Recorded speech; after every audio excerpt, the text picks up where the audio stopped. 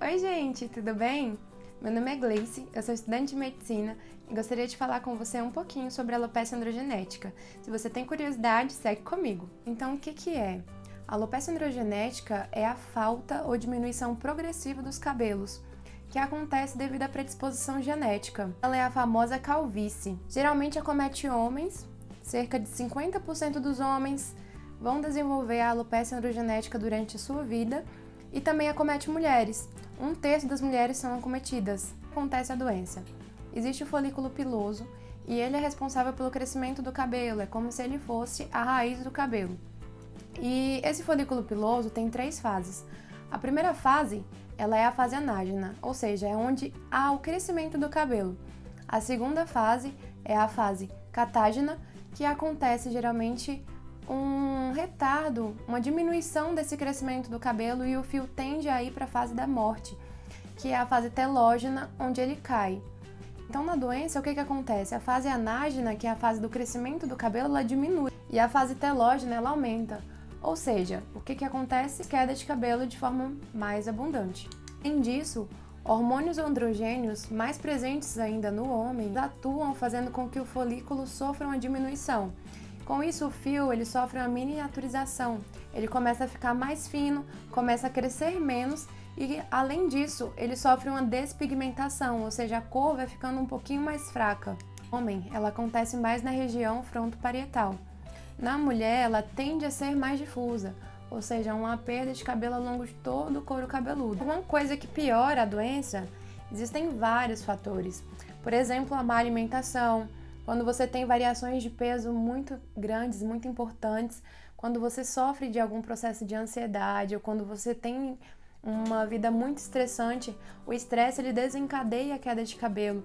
E quando você percebe que o seu cabelo está caindo, você fica mais estressado e é como se realmente se tornasse e houvesse um ciclo vicioso. Então, se você acha que você tem a doença, eu vou te passar algumas dicas. Primeira coisa, se você tem um histórico familiar de calvície, principalmente parentes de primeiro grau, seu pai, sua mãe, seus irmãos, e você está percebendo o aumento da queda de cabelo, a primeira indicação é procure um especialista.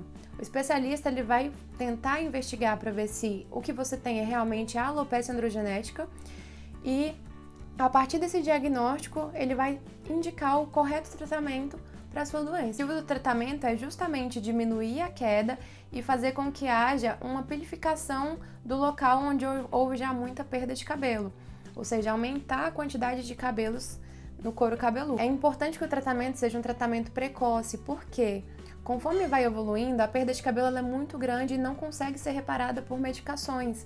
Então, o último caso seria realmente o transplante capilar.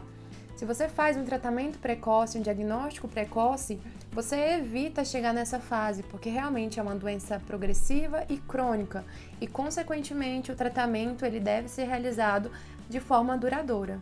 Segunda dica, o importante é você tratar conforme a prescrição do seu médico.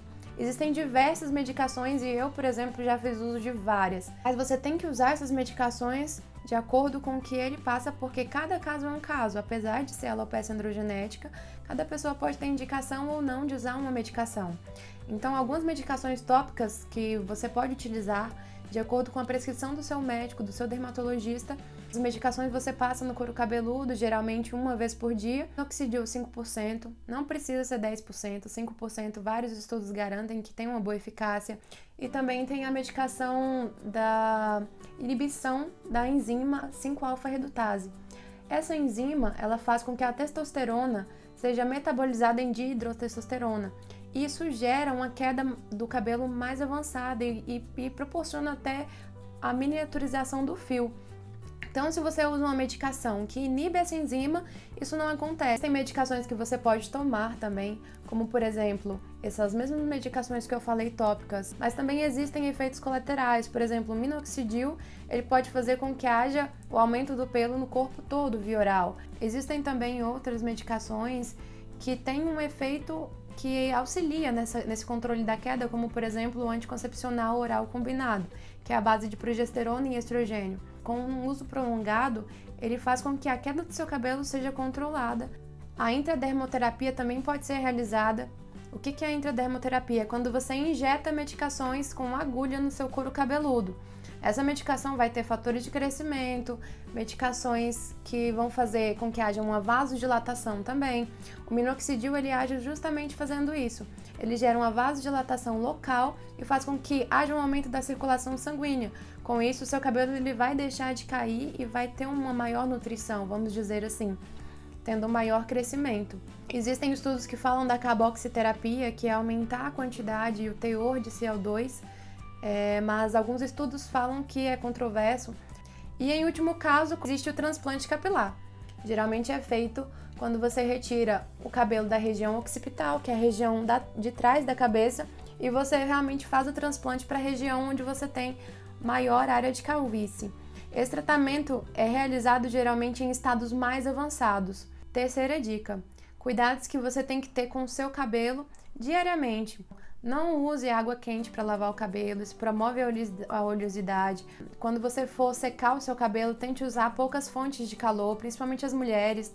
Não usar muita chapinha, babyliss, secador, porque tudo isso pode fazer com que haja uma maior quebra da haste do seu cabelo e pode piorar um pouco a raiz do seu cabelo, gerando uma maior oleosidade e favorecendo mais ainda a queda.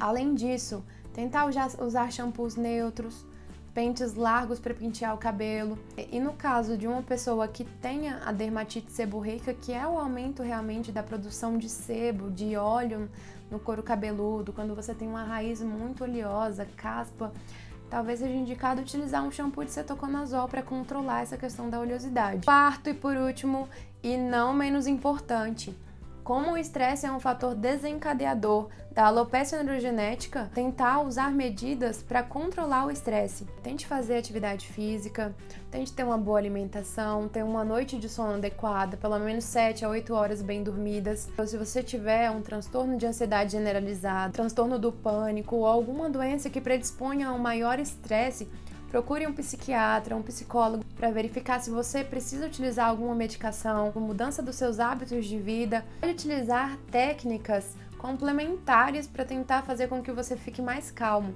Então, acupuntura, pilates, enfim. Bom, espero que esse vídeo tenha te ajudado de alguma forma. Não se desespere, tem como tratar, tem controle, apesar de ser uma doença progressiva e crônica. Se você se acompanhar com o médico e realizar um tratamento duradouro, permanente, você vai conseguir controlar essa queda de cabelo. Se você tiver alguma dúvida, comenta aí embaixo que eu vou tentar responder da melhor forma e a gente se vê por aí. Beijo!